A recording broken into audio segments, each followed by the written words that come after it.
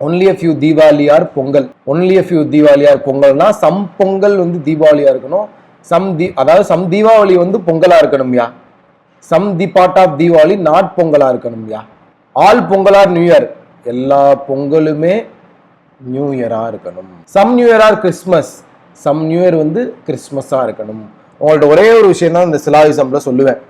ஸ்டேட்மெண்ட்ல என்ன சொல்றோம்னா எக்ஸாக்டா அந்த டயக்ராம தான் ஃபார்ம் பண்ணணும். எல்லா பொங்கலுமே தீபாவளின்னு உங்க கண்ணுக்கு தெரியுதா? இல்ல, சில பொங்கல் தான் தீபாவளி. அப்ப இது தப்பு. சம் பொங்கல் கேன் பி கிறிஸ்மஸான்னு கேட்கிறான். பொங்கலுக்கும் கிறிஸ்மஸ்க்கும் அன்னோன் ரிலேஷன். அப்ப இந்த கேன் பீன்றது என்ன அர்த்தம் அப்படின்னு பாத்தீங்கன்னா, கேன் பீன்றது பாசிபிலிட்டியை குறிக்குது. சரியா? அப்ப சில பொங்கல் கிறிஸ்மஸா இருக்க வாய்ப்பு இருக்கான்னு கேட்கிறான். எனக்கு பாத்தீங்கன்னா சில பொங்கலா இருக்கட்டும், பல பொங்கலா இருக்கட்டும், என்ன வேணாலும் இருக்கட்டும், பொங்கலும் கிறிஸ்மஸும் என்ன ரிலேஷன்னாலும் இருக்க பாசிபிள். ஸோ எனக்கு இது கரெக்டு. Only 2 follows.